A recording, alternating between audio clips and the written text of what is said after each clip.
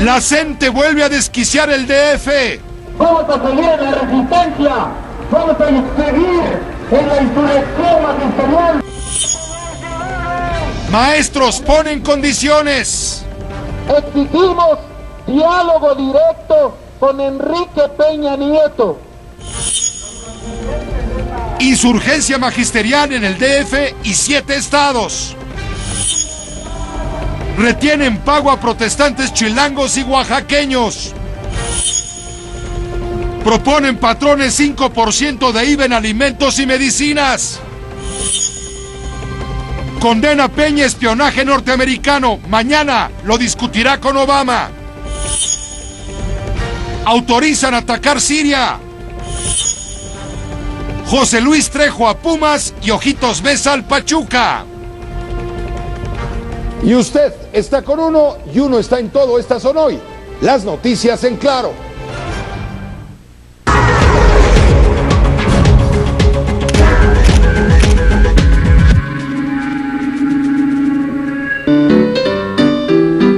En estos días da lo mismo circular por Polanco que por el centro de la ciudad. Es igual de complicado, imposible llegar al trabajo o la cita en la corte, y en Gobernación de plano no se trabaja cuando hay protesta. ¡Libertad, libertad! ¡A los presos por luchar!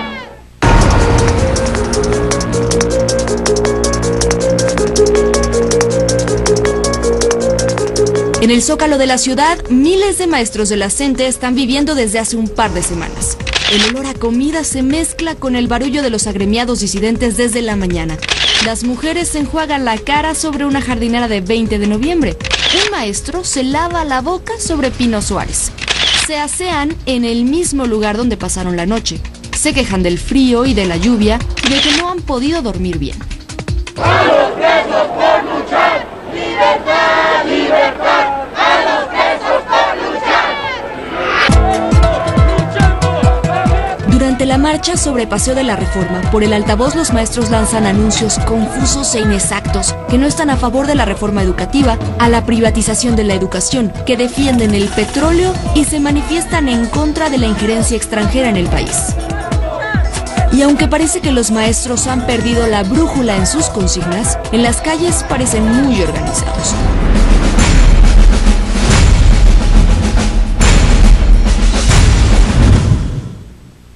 Este reportaje espléndido fue realizado por mi colega Rodolfo Valtierra, fotoperiodista con uno desde luego.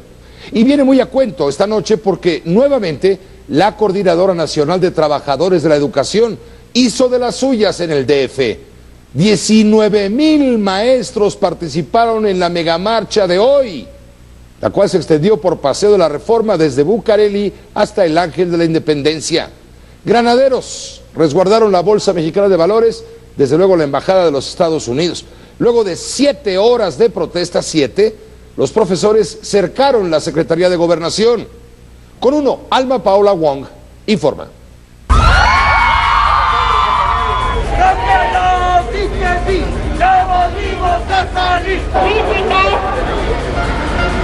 Algunos marcharon cargando una cruz. Vamos a seguir en la insurrección magisterial.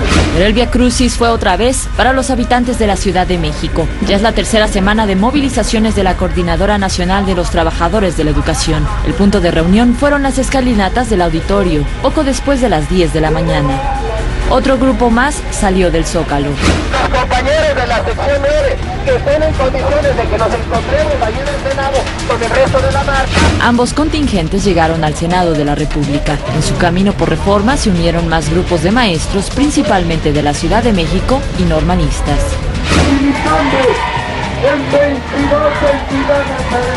Algunos niños y niñas también marcharon. Dijeron estar con sus maestros.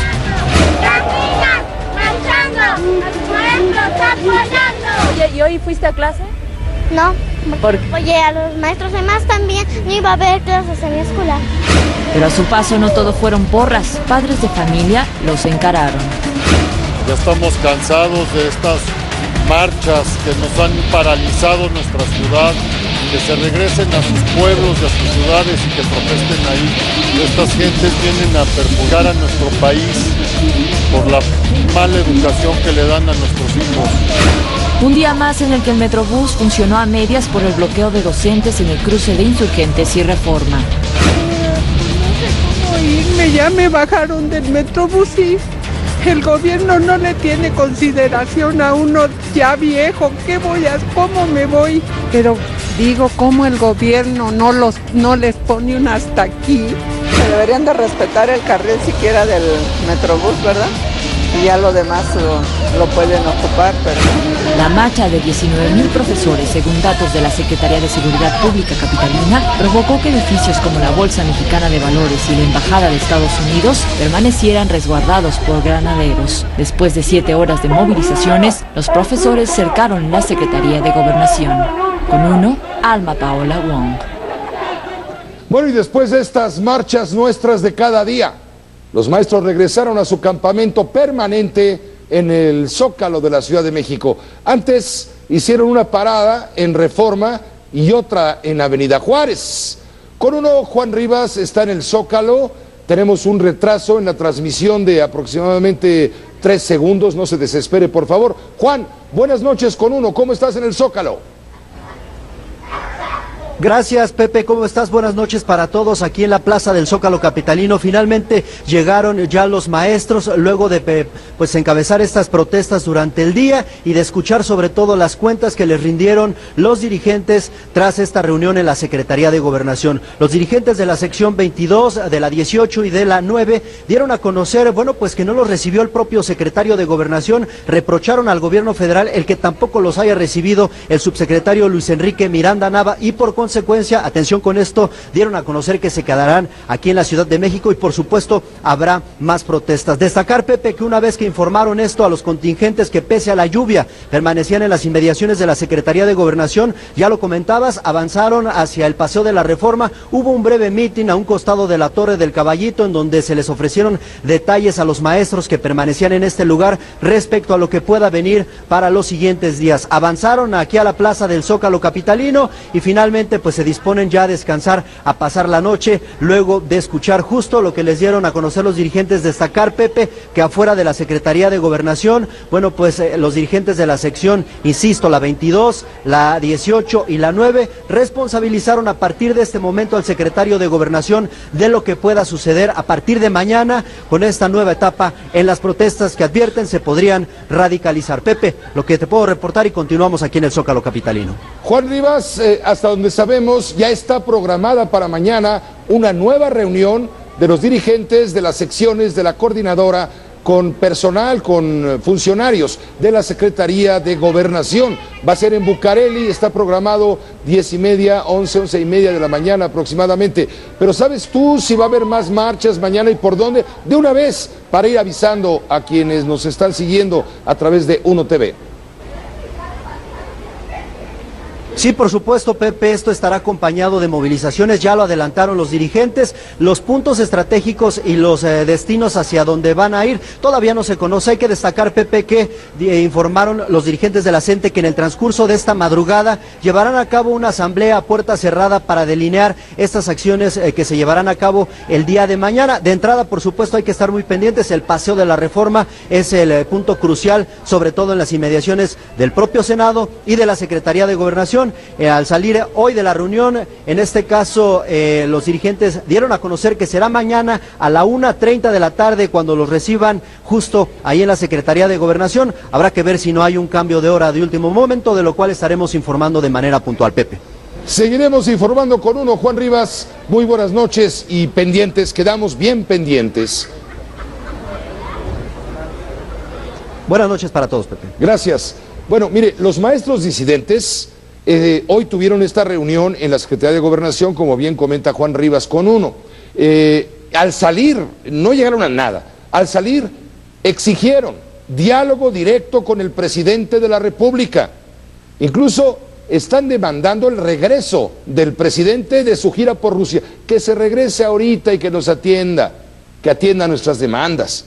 Amenazaron con quedarse en el Distrito Federal y mantener la desobediencia civil si el presidente promulga la ley del servicio profesional docente, recién aprobada esta madrugada, o anoche, las últimas horas de anoche, por el Congreso, por el Senado de la República. Con uno, Rubén Rojas tiene este recuento. Ni se van ni se repliegan. La disidencia magisterial continuará la ruta que ha seguido la reforma educativa y tras ser aprobada por el Congreso de la Unión, ahora demandan al presidente Enrique Peña Nieto el veto de esta ley. En manos del Ejecutivo Federal está retomar el asunto con las propuestas de la coordinadora o publicar esta ley y generar un espacio de contradicción, de inconformidad, de resistencia con este magisterio digno. Exigimos diálogo directo con Enrique Peña Nieto para ver si él sabe escuchar y si no, pues quedará ante la sociedad su falta de voluntad para escuchar a miles y miles de maestros. La movilización de esta mañana tuvo su clímax en las inmediaciones de la Secretaría de Gobernación. Para evitar los cuestionamientos de la prensa, los dirigentes de la Coordinadora Nacional de Trabajadores de la Educación se treparon en el toldo de un camión para anunciar que se mantendrán en la desobediencia civil. Iniciamos en una nueva fase, la fase de la resistencia, la fase de la desobediencia civil y pacífica, acompañados con estos grandes referentes. Movilizaciones en Baja California Norte, en Baja California Sur, en Sinaloa, en Sonora, en Jalisco, en Quintana Roo, en Yucatán, en Tabasco, solo significan una cosa, que estamos en un proceso de dignidad y de justicia. Exigieron el regreso del titular del Ejecutivo de su gira en Rusia para atender sus demandas. Que la coordinadora no regresará a las aulas, ni a las escuelas, ni a las comunidades, en tanto tengamos la presencia del presidente de la República aquí, porque hoy gustosamente está fuera del país, sin atender la exigencia del aspecto más importante de un país, que es la educación. Ya más tranquilos y ante los micrófonos de Uno TV, el líder de la sección 22, Rubén Núñez, precisó los alcances de las peticiones del magisterio. Vetar las leyes, que no se publiquen porque son leyes que las impusieron, que por consigna además no son leyes que las hayan construido a través del ejercicio con los maestros y maestras, ¿no? Leyes que ni siquiera los diputados conocían y finalmente se votaron y hoy las quiere validar a través de la publicación ya en el diario oficial. Esto vamos a insistir, vamos a exigir que no se realicen. Dentro del plan de acción de los próximos días se informó que continuará las movilizaciones y se convocó para el próximo sábado a un encuentro magisterial a nivel nacional coordinado por la sección 9 del Distrito Federal. Con uno, Rubén Rojas. Uno de los maestros de la coordinadora hacía el recuento de cómo se está dando la insurgencia magisterial en varios estados de la República Mexicana. Le faltó considerar lo que pasó en Chiapas, en Michoacán, en otros puntos. En fin, hubo movilizaciones varias, le digo, en un tercio de la República Mexicana como parte de estas protestas, pero lo central está concentrado justo en la capital de la República Mexicana, porque aquí están concentrados los poderes federales, como es natural, y es aquí donde se escuchan sus demandas y es aquí donde los medios nacionales le damos difusión a las protestas, a las marchas y a todo lo que sucede. Bueno, pero no solamente está el asunto de las escuelas cerradas por la ausencia de maestros que cambian el lápiz y el gis y el borrador, lo cambian por la consigna, la protesta y la demanda. No solamente en la República Mexicana, Oaxaca, en fin, Chiapas, sino también en el Distrito Federal. Escuelas, cerca de 500, 480 y pico, se sumaron a estas protestas de la coordinadora. La Secretaría de Educación Pública informó mediante un comunicado que entre 6 y 7 mil maestros de la CENTE no fueron a clases y por lo tanto serán sancionados. Les van a descontar el día. No hubo clases totalmente en 148 escuelas. Esto lo reporta la Administración Federal de Servicios Educativos en la ciudad. Detalla que en 310 escuelas el paro de actividades o ausencia de maestros fue de manera parcial, pero señala, en la Ciudad de México hay 5.200 escuelas, 300 que tuvieron problemas, casi 400, viene siendo un 10%. Pero no solo hubo caos en esta ciudad, le digo, maestros disidentes tomaron las calles en diferentes estados de la República Mexicana. Entre los más afectados, ya lo decía el maestro de la coordinadora, Baja California, los 5 municipios de Baja California. En Baja California Sur hasta tomaron un aeropuerto, unas horas, el de Los Cabos. Hubo expresiones de disidencia magisterial en Chihuahua, en Jalisco, En Quintana Roo, 30,000 maestros en Chiapas no fueron a trabajar. En Oaxaca, ¿qué le digo? Con uno, Adriana Matamoros tiene el recuento completo. Como lo anunciaron este miércoles, miles de maestros en toda la República Mexicana se sumaron al movimiento de protesta nacional en contra de la reforma educativa. En Tijuana, Baja California, miles de profesores llegaron hasta las oficinas de gobierno del estado. Ahí reiteraron un paro laboral que concluirá este viernes. Chihuahua también se unió a las movilizaciones y al paro magisterial. En Durango, los maestros clausuraron simbólicamente las secciones 12 y 44 del Sindicato Nacional de Trabajadores de la Educación y más de 100 escuelas se quedaron sin clases. En Zacatecas, los profesores exigieron que las autoridades sean evaluadas. ¡Urgente! ¡Urgente! ¡Evaluar al presidente! En Jalisco, cerca de 3,000 maestros de las secciones 16 y 47 marcharon hasta Palacio de Gobierno. En Guadalajara sí hubo clases. En Cancún, unos 2,000 profesores llegaron a oficinas del Palacio de Gobierno también. Los maestros anunciaron un paro indefinido de labores. En Mérida, a pesar de la lluvia, los profesores llegaron hasta el Zócalo. Además, 96 escuelas de 3 municipios suspendieron clases. Chiapas también registró movilizaciones, además de los 7 días de paro laboral. Ya por la tarde, unos 2,000 docentes oaxaqueños marcharon desde la Secretaría de Educación Estatal hasta el Zócalo, donde izaron una bandera rojinegra. Jóvenes con los rostros cubiertos realizaron pintas en sucursales bancarias y comercios.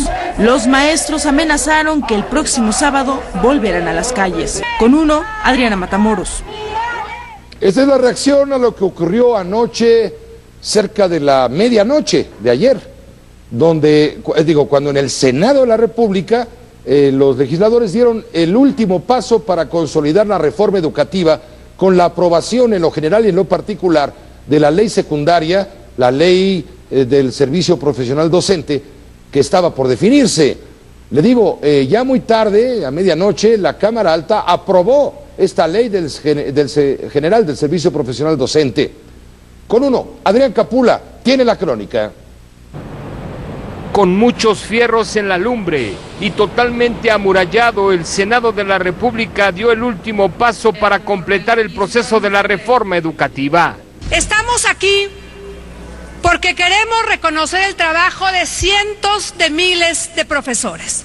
Por cierto que no vinieron a protestar, por cierto que se quedaron en su aula, por cierto que a pesar del marchómetro... Al filo de las 6 de la tarde, después de un día de intenso acoso del magisterio disidente, el Pleno de la Cámara Alta inició la crucial sesión en torno al dictamen de la Ley General del Servicio Profesional Docente. Que quede claro, esta nueva legislación no representa un atentado en contra de los derechos laborales de los docentes.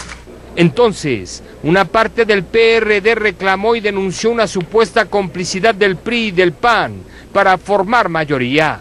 Argumentaron que no resolverá los problemas que enfrenta el magisterio y, por el contrario, ha abierto un conflicto social que escalará en los próximos días. Los maestros no son de ninguna manera responsables del atraso educativo.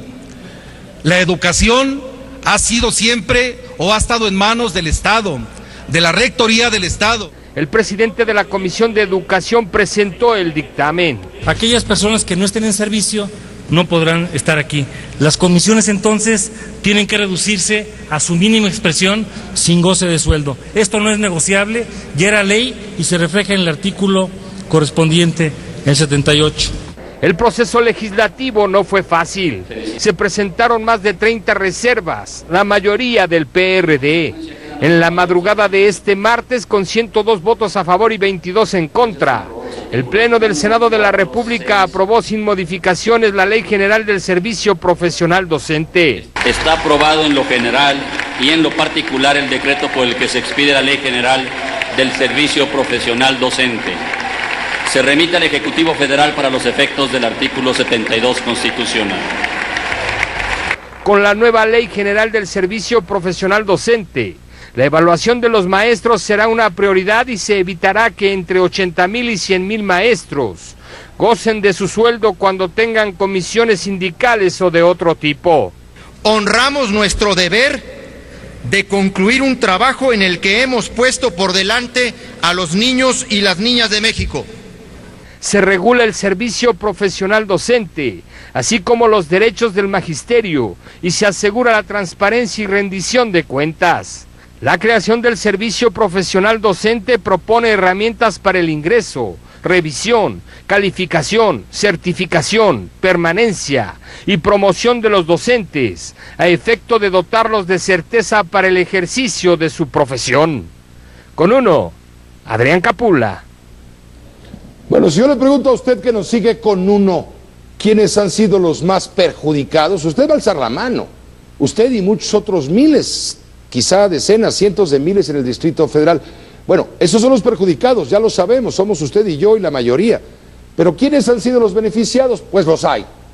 Hay beneficiados con este conflicto magisterial, estas marchas, estas protestas, este secuestro del centro, cuando menos de la ciudad. Por ejemplo, ¿quién se ha beneficiado? Los vendedores ambulantes. A través de los medios de comunicación se informan, se ponen listos para ver por dónde van a transcurrir las marchas. Y ahí llegan cargados de comida, de mercancías, de refrescos, de lo que haga falta. Con uno, Tania Gómez Pulido informa. Son capaces de alimentar a una manifestación entera. Venden comida por docena o hasta por kilo. 40 al kilo, jefe. ¿Ya es negocio venir a vender a las...? Pues no es negocio, pero sí va saliendo un poquito, ¿eh? Hay tacos, frituras y bebidas para escoger. El agua nada más y el cigarro, un poco. En medio de la manifestación se puede conseguir todo tipo de artículos, hasta lo que uno ni se imagina. ¿A cuánto te costó? 35 pesos. ¿Sí te han comprado aquí en la manifestación? Hay más o menos. ¿Conveniente venir a vender a las marchas? Sí, para mí sí. También hay bolsas y calcetines. Y a falta del transporte público, los visitaxis tienen más clientes que nunca, aunque han comenzado a abusar. ¿Hasta la Victoria nada más usted? Sí. ¿Le cobraría 100 pesos? Los vendedores ambulantes no saben durante cuánto tiempo más el negocio irá viento en popa. Por eso, siempre van detrás de sus clientes, los manifestantes. Escuchar las noticias, ver qué dicen, para dónde va, para dónde corren. Para dónde van, ustedes van. Ándale. Por si fuera poco, entre los manifestantes, los comerciantes informales pasan desapercibidos ante los ojos de la autoridad. Con uno, Tania Gómez Pulido. Esta es la realidad. Mientras los vendedores ambulantes hacen su agosto, pues ya ahora en septiembre, y con las marchas y bloqueos de la coordinadora, el comercio formal de la Ciudad de México va a la baja. La Cámara de Comercio, Servicios y Turismo en pequeño estima pérdidas, ya a estas alturas, por casi 600 millones de pesos. Denuncian que han sido perjudicados cuando menos 22,000 negocios. Los más afectados son los ubicados alrededor del centro histórico, de la Plaza de la Constitución y demás, y los cercanos a la Secretaría de Gobernación. Usted chequelo por su propio ojo. No hay clientes, la gente no sale a comer. Vamos como 60, 70% ya no nos afectan todo. No hay ventas, así que no hay ventas, mire. Llegan, cierran todo y no tenemos ni ventas ni nada. Pues está duro, pero ellos son los que ganan, así que ellos les siguen pagando, pero a uno tiene que uno que pagar para la renta, para pagar lo que debe uno, para la comida y todo eso, pero pues no, a los que nos afectan es a nosotros, no a ellos.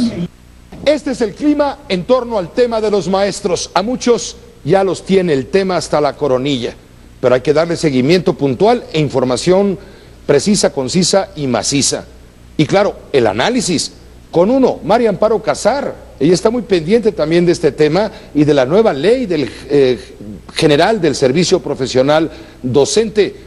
No podemos seguir adelante sin el juicio de amparo. María Amparo, ¿cómo estás? Muy buenas noches, Pepe, pues espeluznada y yo también hasta la coronilla y ojalá y el miércoles que entra no tengamos que hablar de este problema, pero en fin. Está encajonado el problema y yo no sé quién está en el callejón, si el gobierno, los ciudadanos, los maestros, pero en fin, hay alguien en un callejón muy concurrido donde no se ven puertas ni salidas, ni siquiera ventanas ni rendijas. Este tema sigue escalando. Ya viste, hace un momento lo acabamos de informar con uno, los maestros materialmente realizaron un proceso de insurgencia en por lo menos 7 estados de la República.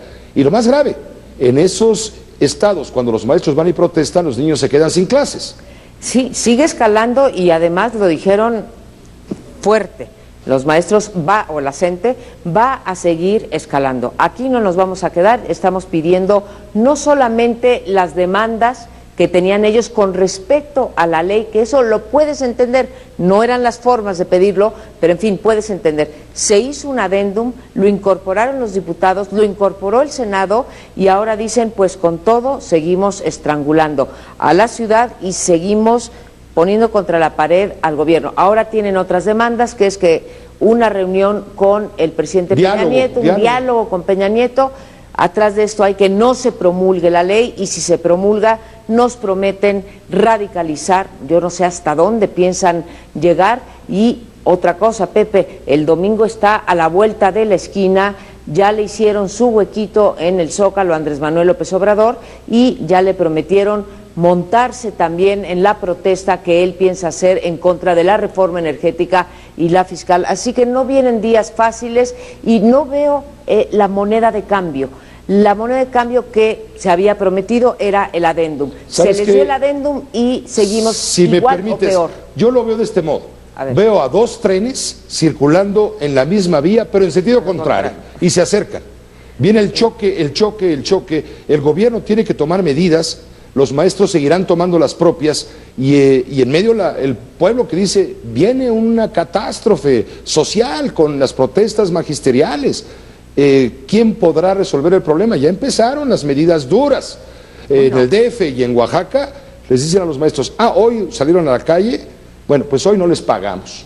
Bueno, ahí hay una cosa, y tú lo informaste, Pepe, el otro día, diciendo que no se puede descontar salarios, o sea, la CEP eso lo prohíbe la Ley Federal del Trabajo, ¿sí? No se pueden descontar salarios.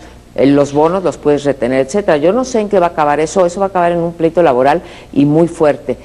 Creo que no es la vía. Se necesita, y por cierto, te lo quiero anunciar, supongo que ya lo habrás visto, está empezando otra vez a revivir el debate, porque hay varias iniciativas en el Congreso, Pepe, de cómo regular las marchas, porque es legítimo protestar, pero no es legítimo estrangular una ciudad e impedir que tú, yo y todos los que nos están viendo aquí en Uno Noticias puedan llegar a sus trabajos, a los hospitales, a sus diversiones, a lo que sea. Entonces ya se está volviendo a hablar de regular las marchas y de realmente tipificar los delitos de el uso, por ejemplo, de explosivos, el hecho de golpear a los policías, incendiar autos, etcétera, porque eso es lo que viene, Pepe, y eso sí requiere, ni modo, no confundamos la represión con el uso legítimo de la fuerza pública con sus protocolos, pero llega un momento que no puedes dejar que durante 3 días seguidos, como ha sido lunes, martes y miércoles, no podamos transitar. No es posible eso. Hoy fue uno de los peores días, sin duda, quizá el peor de todos. Sí. Hoy hubo parálisis prácticamente del centro de la Ciudad de México. ¿Y dónde está la respuesta? Van del Zócalo a Gobernación, de Gobernación a Bellas Artes, de Bellas Artes al Auditorio, del Auditorio a Reforma, y todo este corazón de la capital de la República Mexicana está estrangulado, está ahorcado, y le puede dar un infarto, Sí, bueno, y todas las democracias permiten las protestas, pero las democracias de verdad también cuidan los derechos de los demás, no nada más las de los protestantes, ¿sí? Y aquí parece que los que realmente tienen derechos son ellos y nada más ellos. ¿Y dónde está entonces, te insisto, el momento en que se va a resolver qué quieren los maestros para dejar de hacer, pues, estos... Te digo que quieren, te lo digo en una palabra, no quieren la reforma educativa. Bueno, y está claro que la reforma educativa no va para atrás. Lo hablábamos el otro día con el secretario de Educación Pública, Emilio Schweifert. El magisterio de la coordinadora no es mayor al 10% del magisterio nacional. Vamos a llamar a los otros maestros, a los maestros buenos, entre comillas, que se vengan a protestar también, ¿no? A ver si callan a los que son menos. ¿Y en dónde quedó entonces esta frase del informe presidencial? Perdón que esto ya es historia porque esto es desde el lunes, pero entonces ¿dónde quedó esa frase de que no permitiremos que las minorías impongan su voluntad? Ahorita que regrese de San Petersburgo, te platico, diría el presidente de la República. Bueno, doctora no, Casar, muchas gracias. Gracias a ti y con la promesa de que no hablaremos de esto el miércoles. Muchas gracias, claro que sí, gracias. La doctora María Amparo Casar con el juicio de amparo en torno al tema magisterial. El ataque a Siria se mete por la ventana de la cumbre del G20. Obama y Putin se verán las caras. Los temas comerciales pasan ya a segundo plano.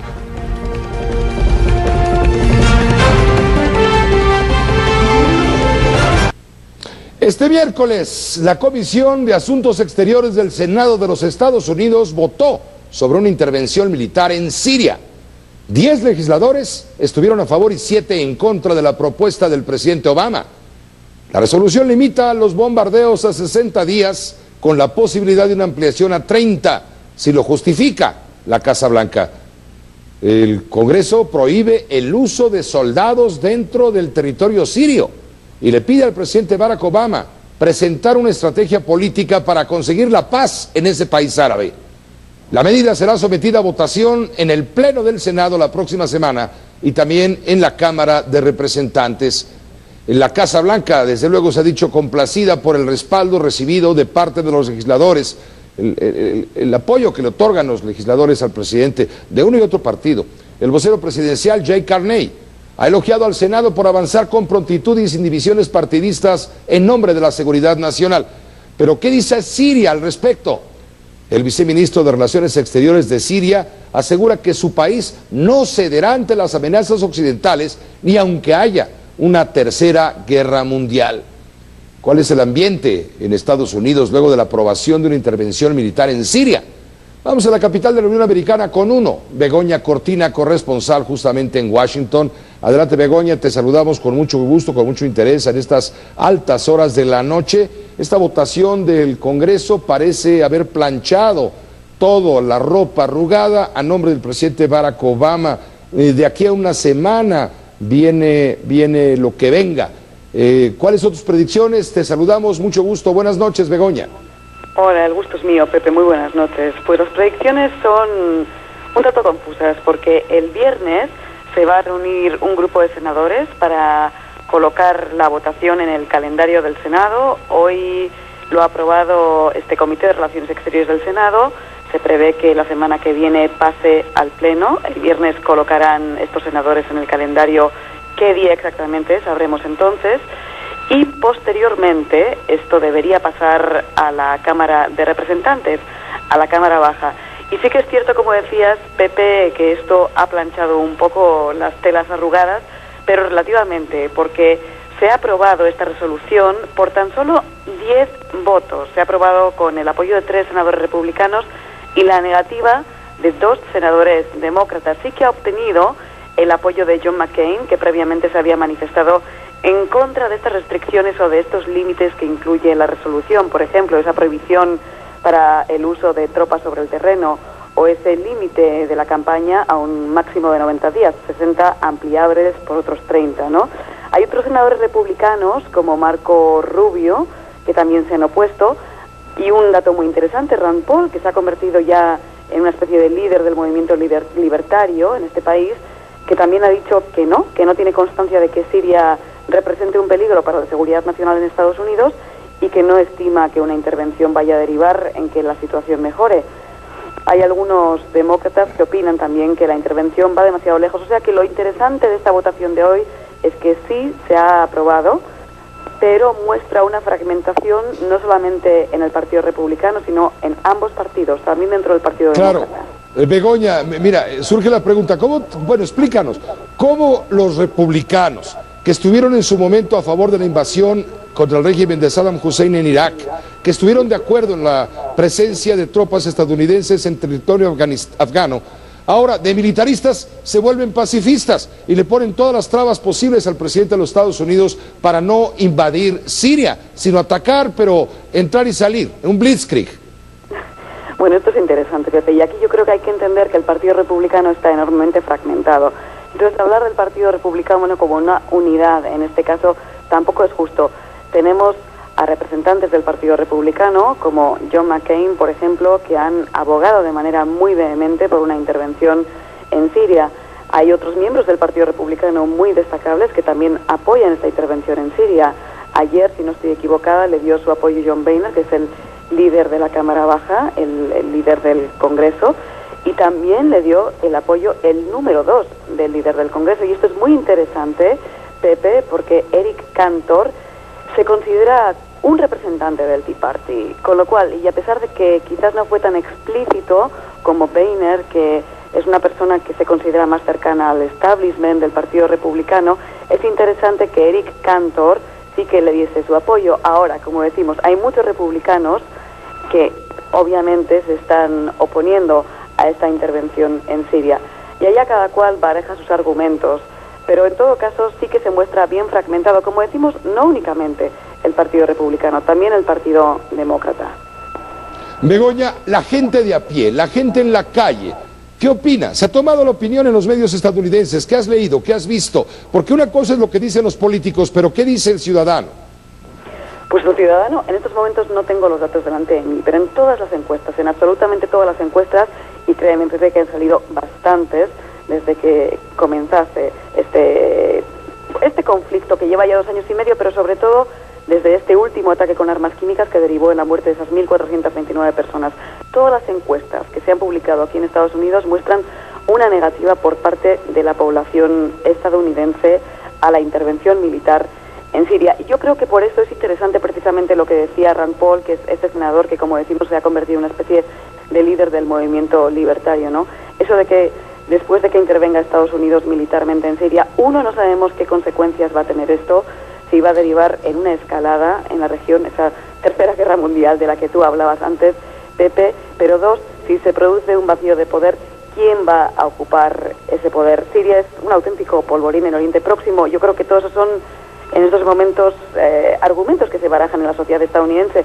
Y luego una cosa que, por supuesto, no podemos desterrar, que es el fantasma de Irak, que pesa de manera enorme sobre la comunidad internacional y también sobre la opinión pública aquí en Estados Unidos. Begoña Cortina, muchas gracias desde Washington por estar con UNO, informando directamente las reacciones allá en la capital de la Unión Americana. Hasta mañana, pendientes. Gracias, un abrazo enorme, Pepe. Buenas noches, enorme abrazo también, claro, Begoña Cortina, corresponsal con UNO desde la ciudad de Washington. A propósito, allá de la ciudad de Washington, algún colega o periodista listo captó a un senador jugando póker con su teléfono celular en pleno debate legislativo, cuando estaban viendo todo esto. Pero no crea que estamos hablando de los senadores, mexicanos, no. Si estamos hablando de John McCain, líder republicano en el Congreso estadounidense, John McCain, el que fue adversario de Barack Obama en las elecciones a la presidencia, lo cachan jugando con su iPod o iPad, lo que sea. El colmo fue que él mismo escribió en su cuenta de Twitter, jugando con el iPhone durante una audiencia de más de 3 horas. Estaba aburrido, se sentía senador del PAN aquí en México. Lo peor de todo, dice, es que perdí. Le digo que parecía senador del PAN. Bueno, todo esto nos lleva directamente a San Petersburgo. ¿Por qué? Porque previo a la cumbre de los líderes del grupo de los 20 del G20 en San Petersburgo, Rusia, el presidente Peña Nieto hoy se reunió con su homólogo de la República Popular China, Xi Jinping. Fue un encuentro privado, los dos mandatarios revisaron los avances en los compromisos bilaterales firmados en junio pasado, lo del tequila, lo de la carne de puerco, etcétera. Peña Nieto agradeció la libre entrada y comercialización de estos productos mexicanos al territorio chino, al país asiático. Además, se habló muchísimo sobre conocer la aprobación preliminar de una línea de crédito por $500 millones del Export-Import Bank de China al Banco Nacional de Comercio Exterior. Todo esto vieron el presidente de México y el presidente de China, previo a la cumbre del G20 que se inaugura mañana. Pero ¿sabe qué? Aunque es una reunión económica, de carácter económico, para ver términos comerciales, hay algo que ya se robó el protagonismo. En su camino hacia San Petersburgo, antes le digo, el presidente Peña Nieto habló sobre el supuesto espionaje de Estados Unidos cometido en junio de 2012 cuando él era candidato a la presidencia de la República y fue revelado apenas el domingo por la televisora brasileña TV Globo y por el diario británico The Guardian con base en documentos filtrados por Edward Snowden. En caso de comprobarse el espionaje, dijo el presidente, se trata de un hecho reprobable. Por ello, mañana, al ratito, allá a tiempo de Rusia, va a aprovechar Peña Nieto la reunión del G20 para aclarar el tema con su homólogo Barack Obama. Seguramente en el G20 habrá espacio eventualmente de algún acercamiento, aunque sea casual o informal, con el presidente de Estados Unidos, de eventualmente haber existido algún tipo de espionaje en conductas o en formas que no se estén apegadas al derecho.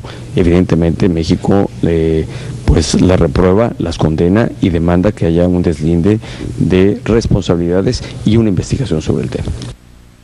Les vamos a presentar mañana a otra de las sedes. Y Santiago González, por cierto, el mexicano avanzó a la final de dobles mixtos en el US Open. Bueno, pues de los males el menos. Sí. Entonces mañana vas a presentar que Madrid. Mañana tenemos Madrid. Madrid, para que el público en México vea quiénes son los candidatos y haga su votación en la casa. A ver cuál les gusta más. Aunque sea en la casa. Gracias, Gracias Cobo. a ti, Pepe. Buenas noches.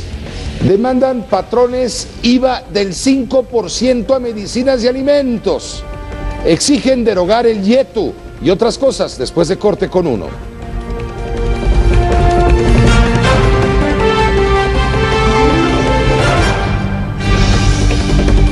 Al cierre le informo que la Confederación Patronal de la República Mexicana propone gravar alimentos y medicinas con un impuesto del 5%.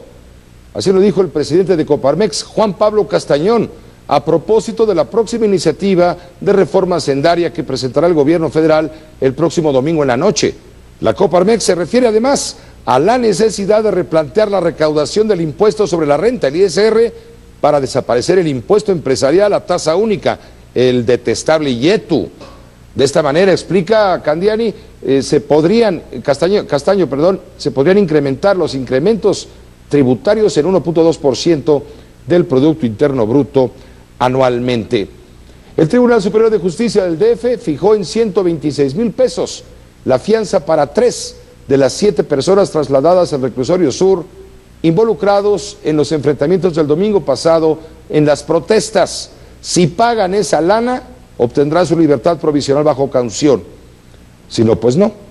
Los montos se fijaron para Gustavo Luis Lizarra, de 30 años de edad, para Omar Beristán Montiel y Gabriel Carrión Soto, ambos de 19 años, que o pagan o se quedan.